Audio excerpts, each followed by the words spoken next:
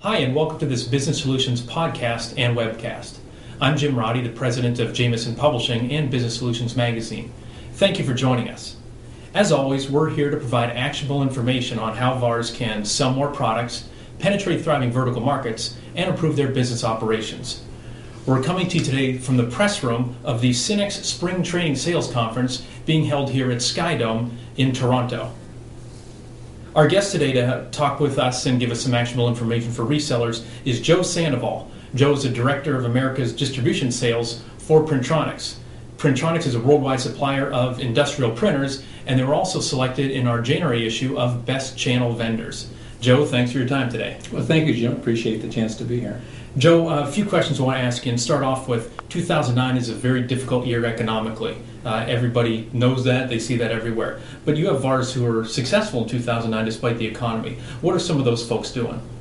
Well, you're right, Jim. It has been a tough time, but what happens, the VARs who are successful really have to refocus their activity and go back to some real basic skills that we all learned, years ago when we were learning to sell, and that's selling value. And one of the things they need to do is kind of just refocus their attention on what they do well, be able to, number one, clearly articulate what is the value proposition that they are taking to a customer. They need to just eliminate words like hunkering down out of their vocabulary. Yeah. They need to be thinking that this actually is a chance for them to get to know their customers better, get out in front of the customers, build a relationship, build a value. And what I say is that since we're here at the baseball field, is that they really need to what all of us need as VARs and VAR community, they need more at bats.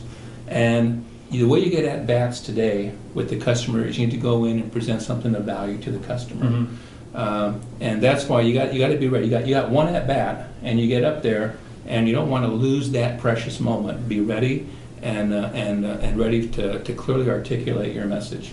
And so what are some of the keys in terms of articulating that message? One thing, even though you don't want to say hunkering down anymore, people are going to talk about ROI. So they're going to want to talk about how do you get a return on the investment, save money, cut expenses. Is that one of the things to talk about? Absolutely. In fact, it's essential that you be able to go to a customer and really first of all, understand his needs, understand his requirements, and be able to present something that's going to save him money. And think about saving money. Saving money is saving time or saving labor.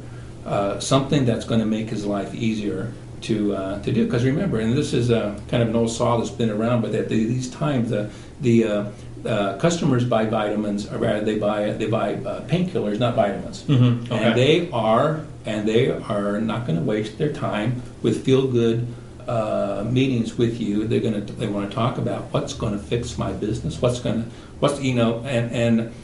even in companies that are in tough industries, what's going to staunch the bleeding. If they're in that situation, you have a message that's going to be listened to. Even in good times, companies are simply not going to spend money without getting value, and that's why I say we have to hone our skills, go back to the old tried and true methods, and we got to sell value. There's no doubt that pricing is always a factor, but I'm telling you that pricing is not the only factor. Value carries the day all the time. And so there's value in improving your sales skills. How about from a market perspective? Because some markets are easier to penetrate now than others. Some are doing better than others. What our VAR subscribers are always looking for new vertical markets to get into. Which one do you think is one that they should investigate right now? Well, that's an interesting question, and it's one that I guess I can speak from experience that we've had. Is that the vertical market that we've had success in the last 6-9 months has been in food distribution. Mm-hmm. Food distribution, and a kind of a wide definition of that term. Just look at it, because apparently, despite the recessionary conditions we're in, people are still eating food, apparently. So that's a plus. So we go there. They're not hurting, and in fact, I have to say, if you've got a good message. Just a month ago, we had a good sale to a car company, a car manufacturer. Yeah. And supposedly the word on the street is that they're not buying anything. Yeah, they have no money. No, they have no money. But you know what? They do for value, and so focus on. And the one that comes to mind is the food distribution sector, because that does it does seem to be pretty viable right now. And so some of the advice, the theme of this conference, since we're at the Synnex conference, is your distributor can really help you get into new markets. So outside of that advice of partnering with your distributor, partnering with your vendor who might know more about this market, any advice you give to a reseller who's trying to get into that food distribution market? Well, I guess kind of reiterate what I had said is that understand understand the customer, understand some, pick one or two key elements or key components that you can go in and get a hook in the door and get some real interest, because you do need to develop the interest, develop the relationship with the customer, and have the opportunity to present the value.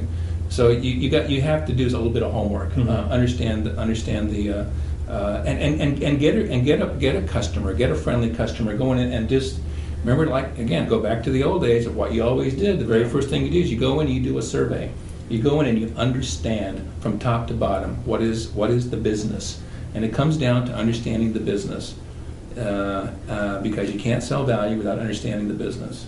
Great.